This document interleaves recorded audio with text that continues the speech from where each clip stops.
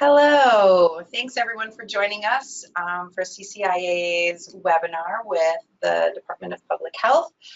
We are really honored to have everyone here today. So you'll notice a couple things about the webinar. You are in listen-only mode. If you have questions, please use the questions feature on the right side of your screen, and we will get to those towards the end of our presentation today. And we'll try to get to as many of them as we can, and the ones that we aren't able to, we'll make sure that we forward over to the Department of Public Health so we can get them answered. Let's get started. This is our third webinar today. We filmed one earlier with the Bureau of Cannabis Control and then Cal Cannabis, the Department of Food and Ag, and now we're wrapping up the day with our friend Christina Dempsey, who is the Education, Training, and Outreach Manager for the Manufactured Cannabis Safety Branch of the Department of Public Health. That is quite a mouthful, but we're really honored that you're here. Thank you for taking the time to help educate CCIA members and the cannabis industry in general about the final regulations that we saw on January 16th of 2019. So we're gonna, we have a bunch of questions here, but we're gonna kick it off by running through a PowerPoint presentation that Christina put together for us. So let's get that started. Thanks again, everyone, for joining us. Okay, so thank you for having us here. This presentation, we're not going to rehash some of the principles of Manufactured or some of the key information that we've been talking about for the last year. We're really going to focus on the new regulations, newly adopted regulations, and some of the changes that came in those.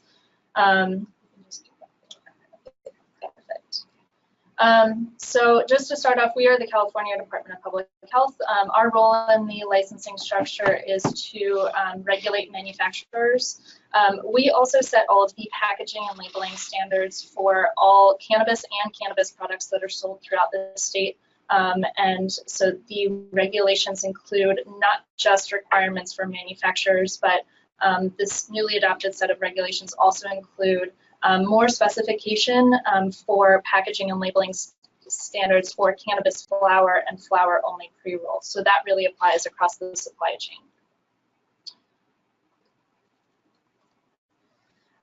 So just briefly, there's a few laws just to be aware of as a cannabis manufacturer. So we've had this progression of the cannabis laws in the state. We had the withdrawal of the medical laws. We had the issue of the emergency regulations. And for our office, we issued 2 emergency regulations packages last year. Our overall emergency regulations and then the shared use facilities emergency regulations, and then those went out with the newly adopted permanent regulations, which also merged those 2 packages. For cannabis manufacturers, there is the overall state law, the Medicinal and Adult Use Cannabis Regulation and Safety Act, which you can find in the Business and Professions Code.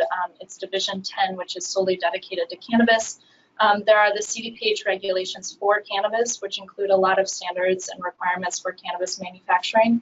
I do want to note here that both MAUCRSA and our regulations require that cannabis manufacturers adhere to all applicable state laws. So these would be things like Cal OSHA requirements for worker safety, tax law, Cal Recycle and DTSC requirements for disposal of waste and disposal of toxic substances, and so on. And then, of course, you have to follow all applicable local ordinances. Packaging and labeling is one of the biggest topics of discussion from our newly adopted regulations. So the packaging requirements have really remained pretty similar. So there are the 4 main requirements: that it is tamper evident, the package must be child resistant, it must be resealable if the product or if the cannabis or cannabis product has multiple uses, and then if it's an edible, it has to be an opaque packaging. The packaging requirements can be fulfilled using any layer of packaging. So in the cases where you have multiple layers, a jar inside of a box or so on, these requirements can be fulfilled using any layer of the packaging.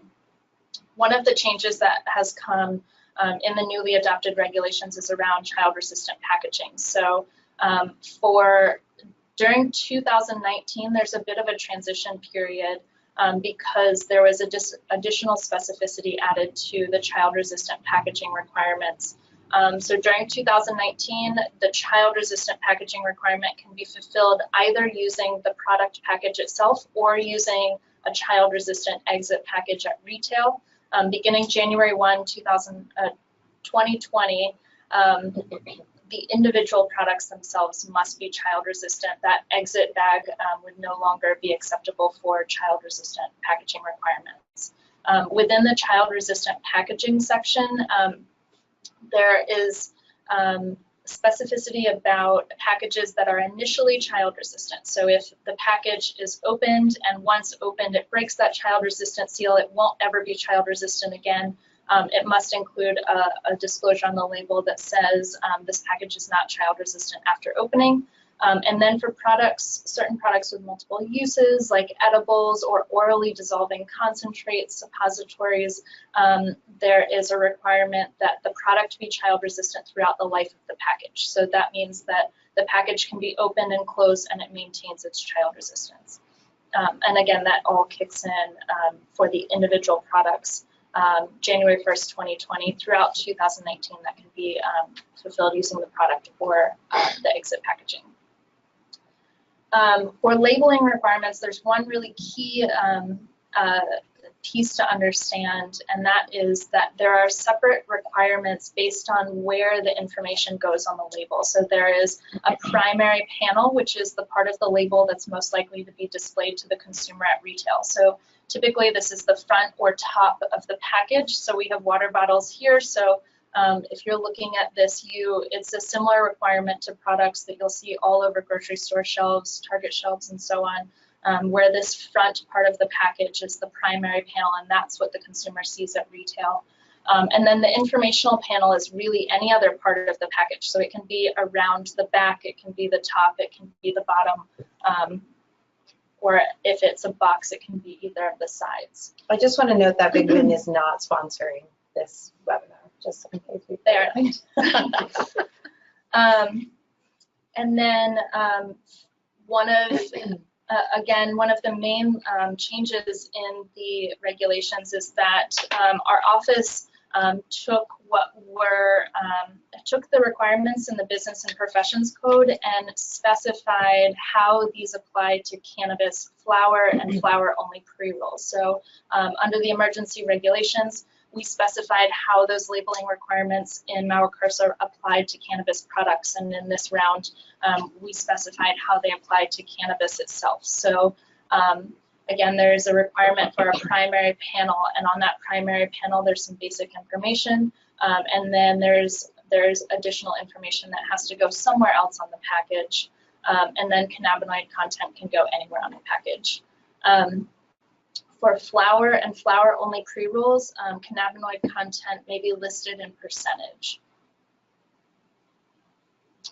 And then for cannabis products, almost all of the requirements are the same. So you'll see on here that there are requirements, again, for the primary panel and the informational panel. The two items, one under the primary panel and one under the informational panel on this presentation that are sort of orangish, are additional requirements for edibles.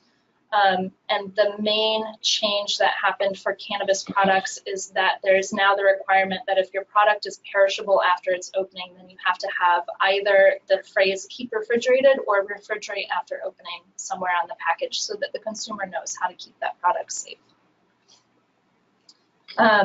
In addition to those outer labeling requirements, there are now inner container labeling requirements. So in the case where a product comes in some sort of a package where layers of the package are separable, so you could open it and, for example, the jar inside of a box, if you could pull that jar out and throw away the box, that jar still needs to have some basic information on it to inform consumers and unintending consumers of what the product is. So we've outlined inner container labeling requirements. These are only for cannabis products. They're not for flower and flower only pre-rolls, and they're based on what product category the item is. In general, there are three categories it's the way we categorize, it's the way we classify cannabis products. So, and it sort of feeds into some of the additional requirements throughout the regulations. So there are edible cannabis products. So these are things that are food-like. It could include beverages. It also includes anything that dissolves in the mouth or is fizzy in a drink or something like that. So it would include mouth strips, which is new in this set of regulations. Then we have concentrates, which would be everything from tinctures to things like dab, shatter, and wax, vape cartridges, and so on. We've specified that within this larger category of concentrates, there is sort of a subcategory of orally consumed concentrates that includes tinctures. So there are a little bit stricter of child-resistant packaging requirements for those because they are put into the mouth. And then the third category are topicals, anything that's applied to the body. We get a lot of questions about product classifications and how a new product might fit into these categories. So if you ever have questions about that, you can email our office and we'll tell you what category it falls into. And then the THC limits are based on these categories. So for edibles, there's a statutorily defined 10 milligram per serving THC limit. This is THC delta 9. That's a question that we often get. And then we have also set a limit of 100 milligrams per package for edibles. In this round of emergency regulations, there is an allowance for orally dissolving edibles. So these are the things that people sometimes refer to as tablets. We refer to tablets as the things that are pill-like, that are meant to be swallowed, but it's so what we're talking about in this category are things like lozenges and mouth strips. There's a little bit of a higher package allowance for the medical market. And then for concentrates and topicals, the THC limits are the same as they were before. I want to spend a little bit of time talking about operational requirements because I think this is one of the areas of the regulations that both under the emergency regulations and under the permanent regulations that is neglected, but one of the core pieces of the way a manufacturer operates, and it's going to be one of the main focuses of our inspection and enforcement program. So we are requiring that manufacturers follow good manufacturing practices. So these are the practices that they start from the outside of the building and go in. They're the things that you're using to make your products, the methods that you're using, all of the things that you do to ensure that the products that you create are safe, they're consistent, and they don't contain any sort of adulterants. So we spent a lot of time in this development of these newly released regulations, really making these GMP requirements so specific. It was one of the sections that was the most revised and the least commented on. Mm-hmm. So I would really encourage you to take a look at this. Within good manufacturing practices, there are quite a few requirements for documentation and record keeping. So I want to note those because that's the biggest area that our inspectors are seeing as deficient within manufacturing facilities. So manufacturers must have a product quality plan. So for each product type that you make, you have to do an assessment of what are the ways that the creation of this product could go wrong, and there might be a risk that is introduced, a biological hazard, a chemical hazard, or so on, and how can we make sure that that's not introduced. You have to have a master manufacturing protocol for each formula that you make. So this is your recipe. It's your step-by-step instructions so that anyone who's coming into that facility, any one of your employees can follow those step-by-step instructions and create the same product today as tomorrow as the day after. And then you have to have batch production records. So these are made every single time you're creating a batch within your facility. So it's your documentation of, I use this many ingredients, this person signed off on it, and every step that was actually executed in the facility. So this is really important for tracking and tracing of cannabis within the facility. Within the record keeping requirements, there are also a number of requirements for standard operating procedures. And again, these are the areas that our inspectors are seeing as the most deficient within facilities. is either there are standard operating procedures, but they're not being used. The manufacturer purchased standard operating procedures and is not actually using them, and in some cases never even inserted their name into the places where they would insert a name. But these are probably practices that you already have going on in your facility, and we are saying put them on paper. We want to know what the procedures are in your facility to know that you're operating correctly. And then, of course, there is tracking of cannabis that is required under MAUCRSA. So for temporary licensees and until you are credentialed into track and trace, this is done by paper through sales invoices and shipping manifests. Again, this is another area where inspectors are seeing deficiencies. But if there is an issue and there is an investigation into what happened to a certain product, or you have to do a recall, all of these records have to be produced. Ultimately, licensees will be entering this data into track and trace, so that these are habits that you have to get into now so that you properly use track and trace. I want to talk a little bit about licensing because this has been a big topic of discussion. So we have 4 main license types. They're the type 7, 6, N, and P listed on the left side of the screen.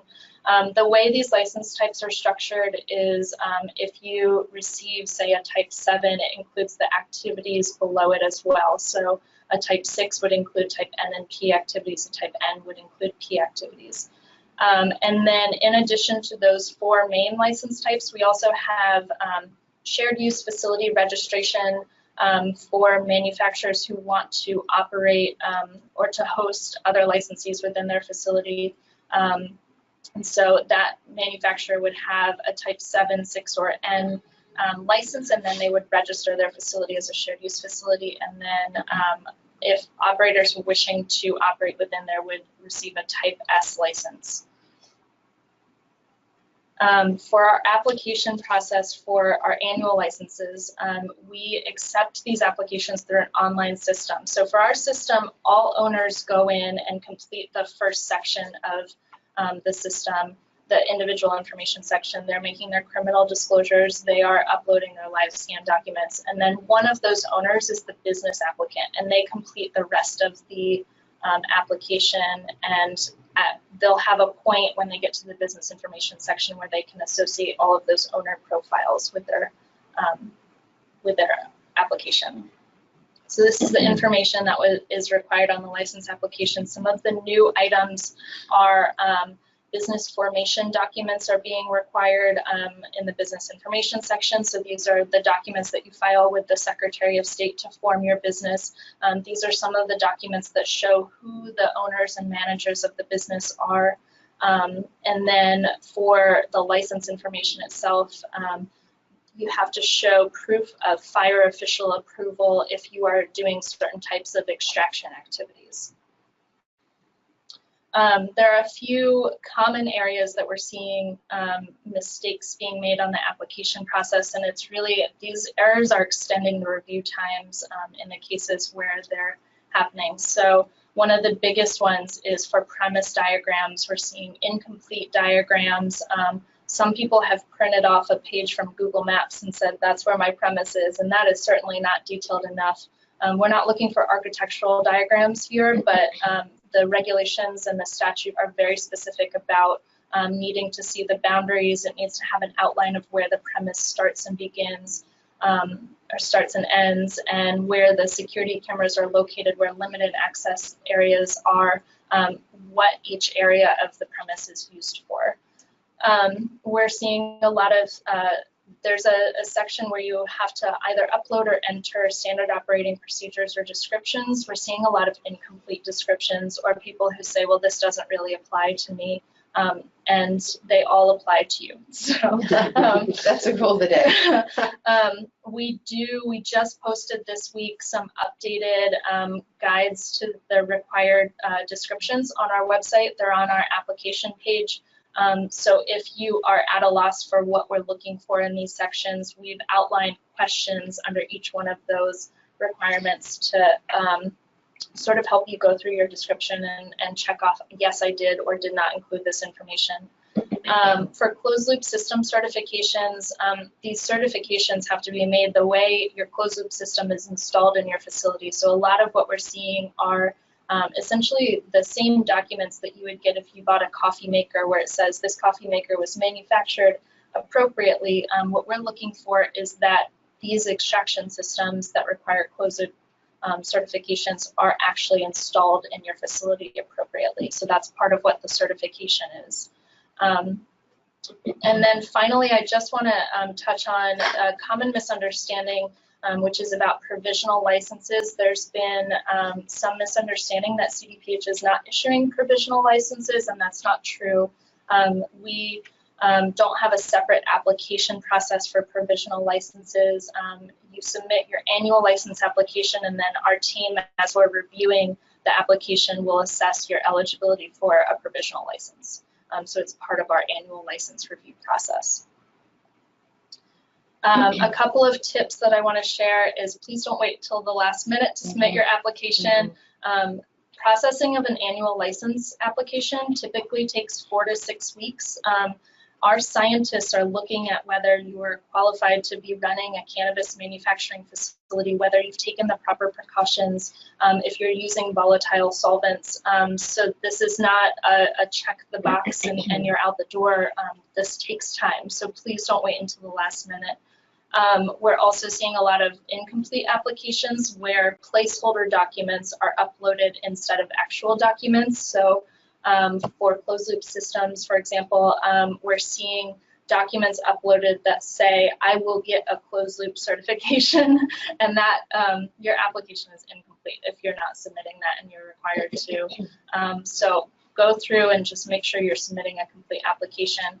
And then the biggest area that we're seeing issue with is as our team goes to review these applications, we are following up with the applicant to say, hey, we need additional information about this description that you submitted, or you know, this document doesn't look correct. Can you answer this question for me? And we're seeing a lot of people who are either not responding or barely responding to us. So if you don't respond to us, we're not going to issue your license. So if our team member contacts you and asks for something, then please respond to them in a timely manner. That's all I have for you. Okay, great. Well, that was very thorough. Thank you so much for that. I know that we're going to have a lot of questions, so we're going to hop out of this shared screen. Okay, and we're going to go back. Okay, perfect. Thanks. Sorry, folks, I'm not technologically savvy, so I need a lot of support from our friends at 9 Point Strategies who are helping to film these webinars. So let's take a look at some questions. We've got quite a few that came in, so we appreciate everyone. Again, if we're not able to get to these questions in the time allotted, we will make sure that Christina and her team have them so that they can be sure to answer them either on their website or through fact sheets or continued outreach and education. So obviously the journey from emergency regulations to permanent regulations has demanded a ton of education between the licensing authorities and the industry. And we'd like to know what methods of education from the cannabis industry have been helpful to you and your team to better understand what some of the main concerns are or stumbling blocks.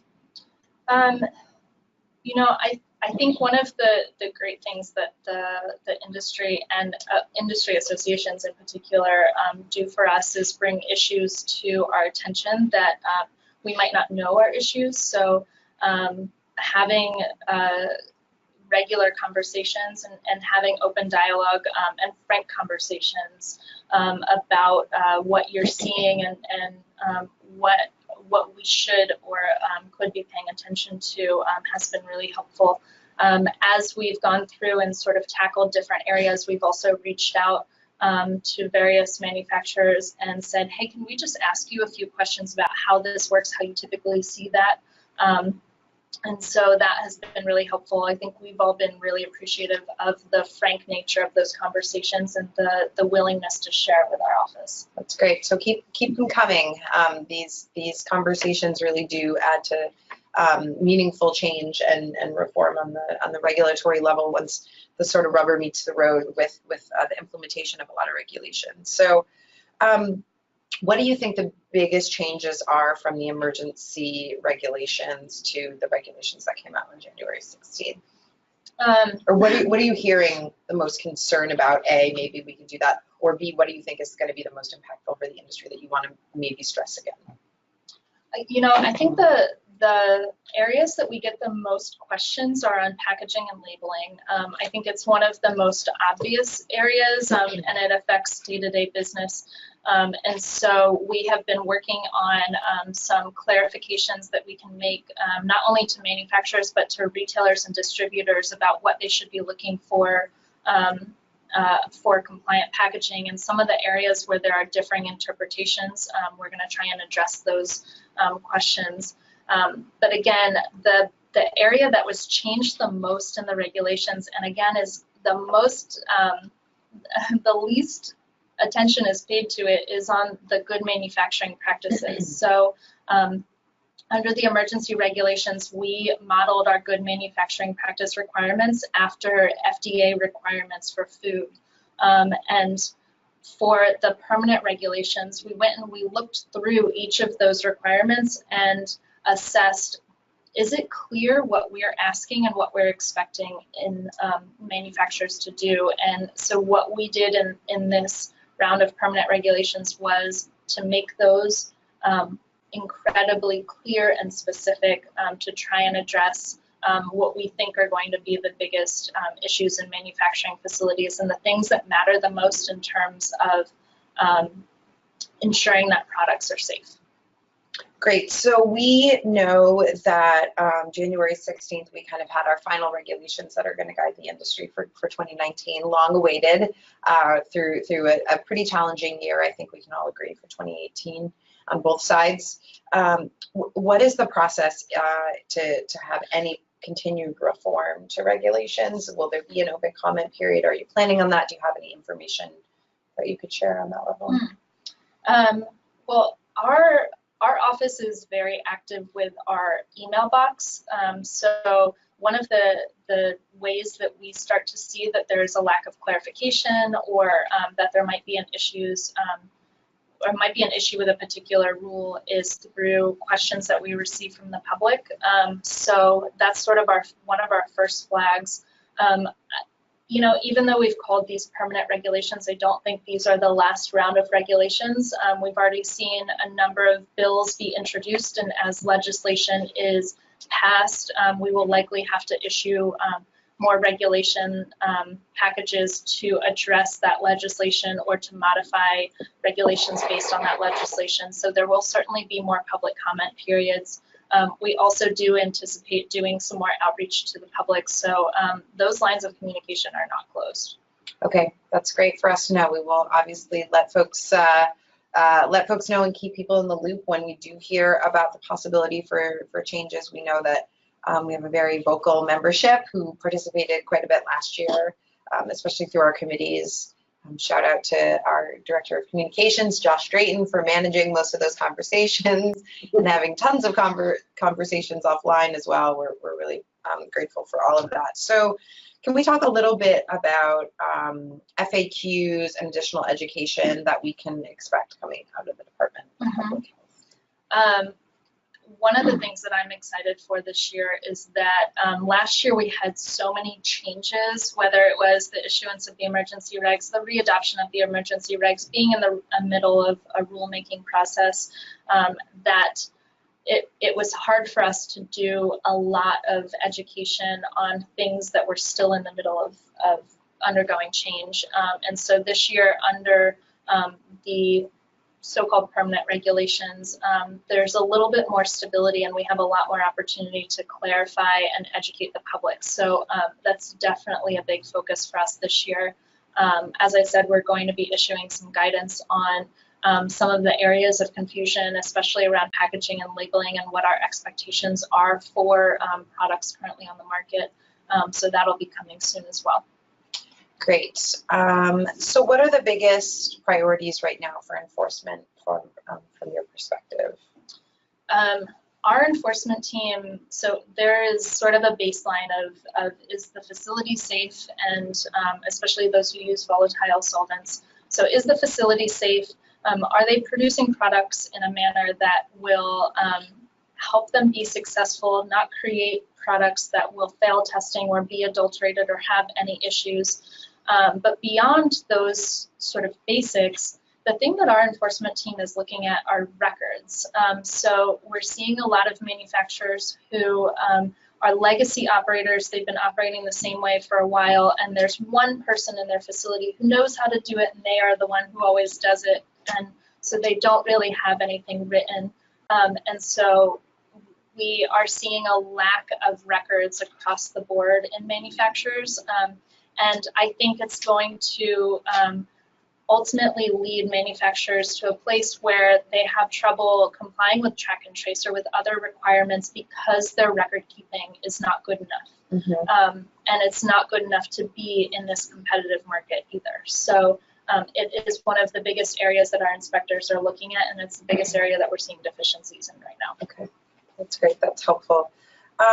So we're getting a whole bunch of really specific questions about people's businesses. So we'll try to get to some of them, but we'll also kick a lot of those over so that we can have a little more thoughtful deliberation from the Department of Public Health. But I can see some as well, and some of them are going to be addressed in some of the guidance that we're going to send out. That's excellent. Great. So yeah, we have been asked again for a little bit more clarification with the universal symbol stuff. So maybe you could just touch back on the slide and talk a little bit more about that too while I gather some of these other questions. Yeah, so one of the biggest areas within packaging and labeling that we've had questions about are the inner container labeling requirements. So those are going to be part of our clarification that we issue. Mm-hmm. And I anticipate that'll be coming within the next week or so. Oh, great. So if you aren't signed up for our email list, you can go to our website at cdph.ca.gov/contact MCSB. It's a mouthful. That's easy. If you didn't get that, you can email our team and we'll help you get signed up for our list. But I would encourage you to sign up for our email list to get updates. Yes, great. Well, we look forward to that as well, and CCIA will certainly make that available to members and get it out far and wide. So we have some requests in terms of your agency providing more like weekly reports or bi-weekly reports, which I think is an interesting suggestion, and talking about a searchable temporary license database. Are folks able to search temporaries on the website now? And maybe you could kind of walk us through some of that. Yeah, I can discuss some of that. So the Bureau and CDFA use a different licensing system than we do, and so their system came with a little bit, some of those features that you're talking about with reporting and searchability on the website. Our office chose to accept temporary license applications by paper. It was the one-page PDF application. So our goal was to really make that application process as easy as possible, so that we could turn those around really quickly last year. And so as a result, a lot of our inputting of data on our website has been manual. So it's created, I think it's taken away some of the features that you would have if you completed the application online. So we already have a link up to our annual licensee search. And so it has some of those searchability features that you're seeing on the Bureau website. But when you pull up our temporary licensee chart, if you hit Control F, you can search for any name that you're looking for. We've also heard from people that if you copy and paste the chart into an Excel document, it pastes in rows and columns. So that's another way if you want to manipulate the data. That's helpful. Great, thank you for that. So we've had some questions come in about the definition of processing that Cannabis uses and that CAPH uses. So I'd love to address that a little bit in terms of what's currently legal, I should say, or permitted. Yeah, this was a surprising question for me. I didn't anticipate this one coming up over the last couple of weeks, but so the question really comes from, as we've heard it, is that in CDFA's regulations, they define processing as being curing, drying, trimming, and grading of cannabis, among other things. And then in our regulations, we use the word processing, but we don't define it, and that definition doesn't apply to our regulations. So when we use the word processing, we're talking about the process of making a cannabis product. So the act of making it, the making, there are other, it's sort of the dictionary definition term of processing. But the things that are defined in CDFA's regulations as processing, curing in particular, drying, trimming, those are statutorily defined cultivation activities. So just because we're using the word processing is not an allowance for manufacturers to start engaging in cultivation activities. There are statutory limitations for what each license type can do, and so as a manufacturer, you can't process it at like the curing and drying. That's part of the end of the cultivation process. Okay, so if folks were interested in addressing those issues, that would have to be a statutory change. Mm-hmm. Okay. We have said, to be clear, we have said that things like cutting leaves off or grinding of cannabis in preparation for extraction or in preparation to make a product, that's not what we're talking about when we're talking about curing and drying being part of the cultivation activities. So I think our expectation is that it's reasonable that a manufacturer would be cutting leaves, trimming, but engaging in a cutting process in preparation for extraction. Okay. Do more on that, I'm sure, down the road.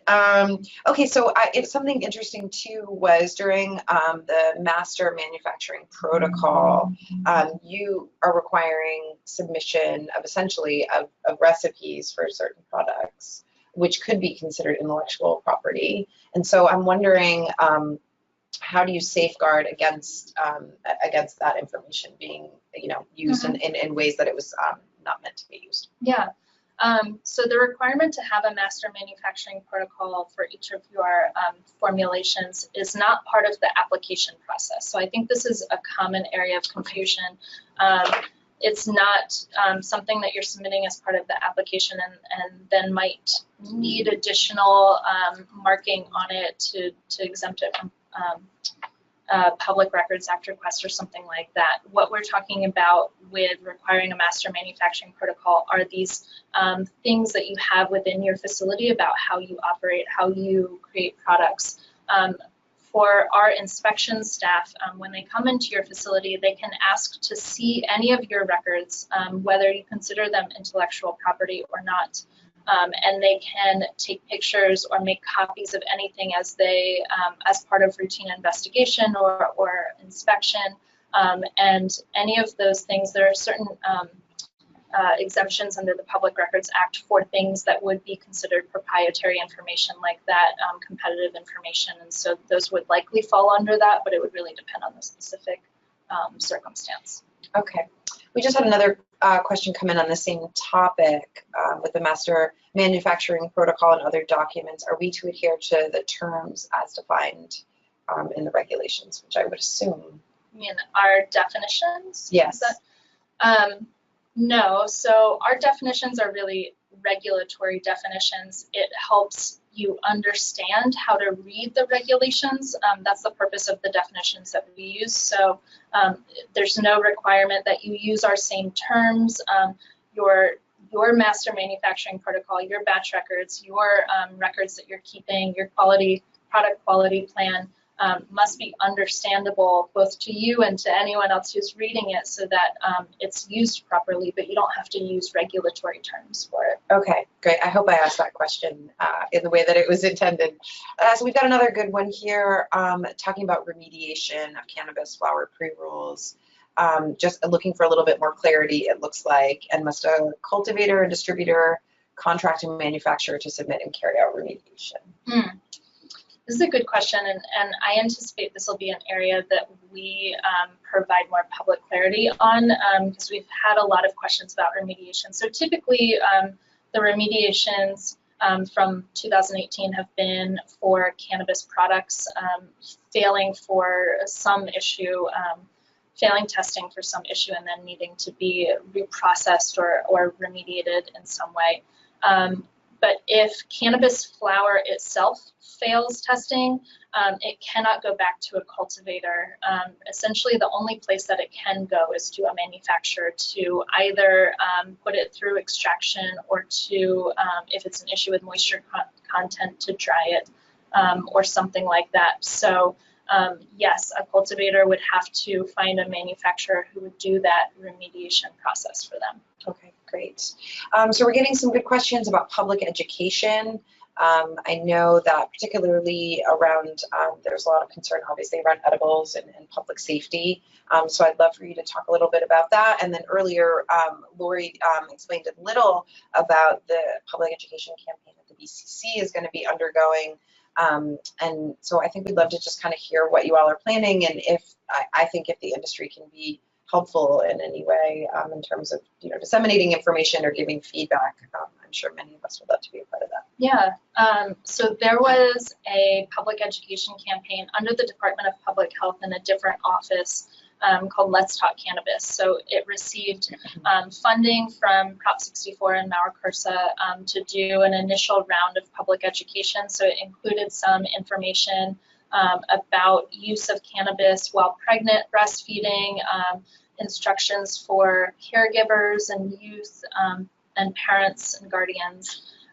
So there was a little bit of guidance there, and I think it was a good first start that should be continued in the future.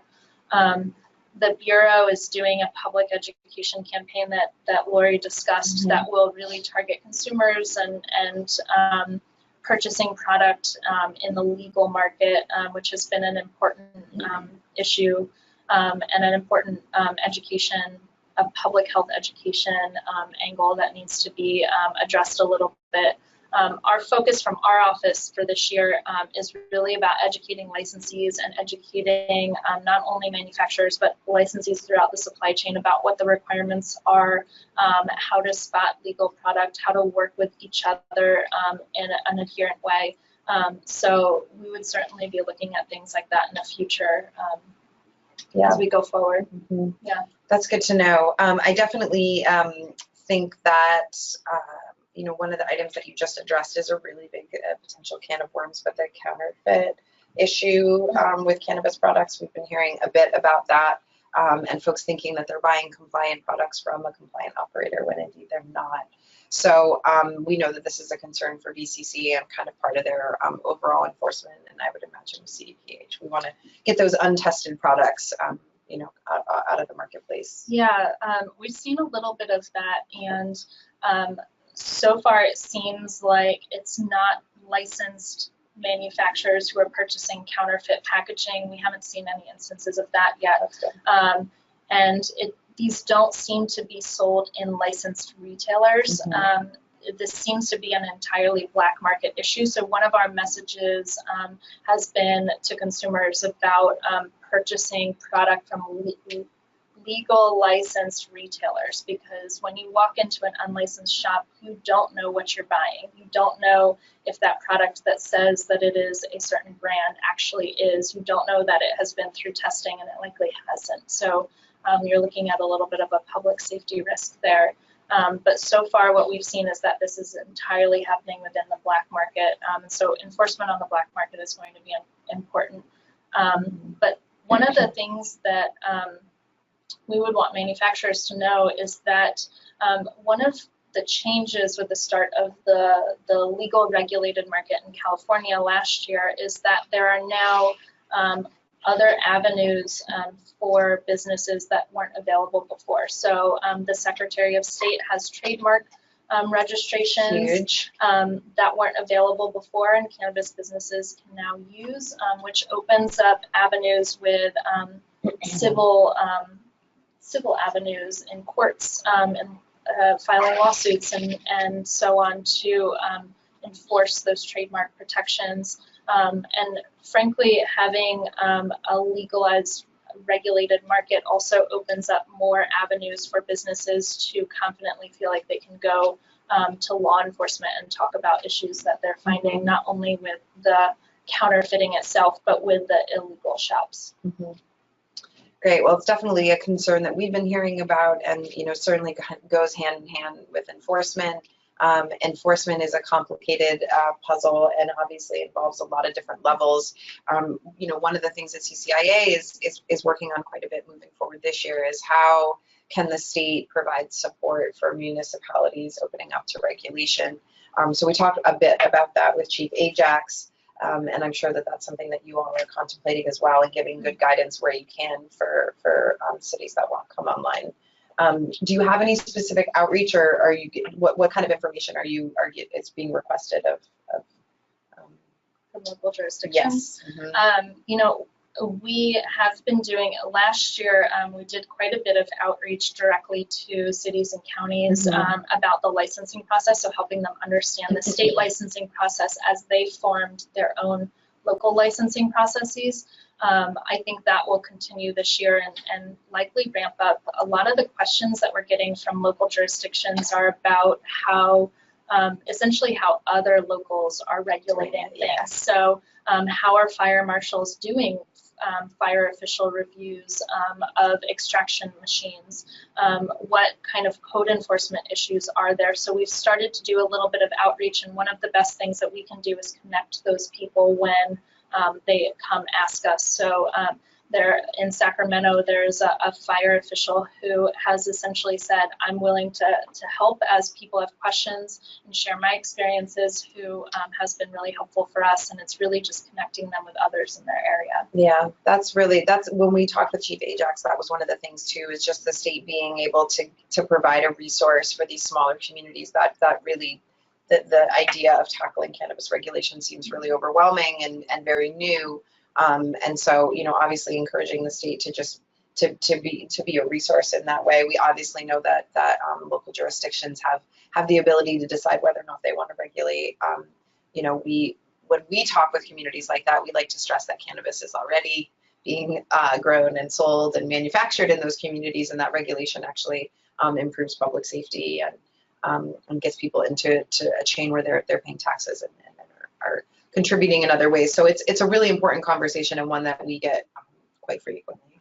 So here's an interesting question in terms of organic non-cannabis ingredients in manufactured products. So we actually had quite a few conversations about this last summer in our manufacturing committee, and I know that we submitted some written comments during the open comment period, but if you could address that, that would be helpful.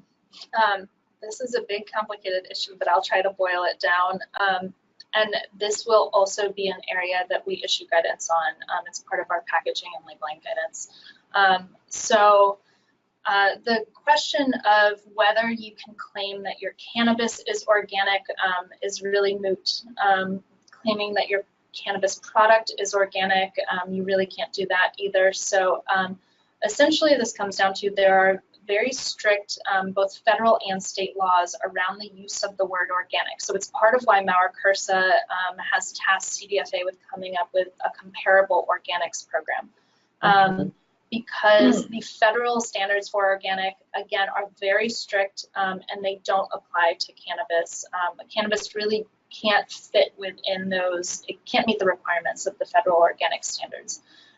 In California, there's also an additional layer that is different from other legalized states, which is California, in addition to federal requirements, has been a leader in organics, and so we have additional requirements on top of those federal rules. So where in other states you might be able to list a non-cannabis ingredient on the ingredients list as organic because federal law doesn't quite directly address it.